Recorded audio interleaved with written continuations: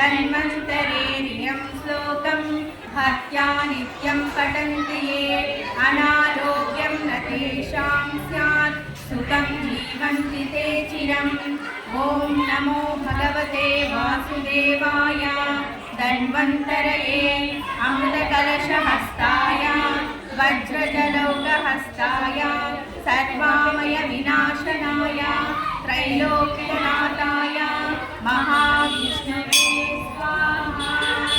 ॐ वासुदेवाय विद्महे सुधाहस्ताय धीमहि तन्नो धन्वन्तरी प्रचोदयात्।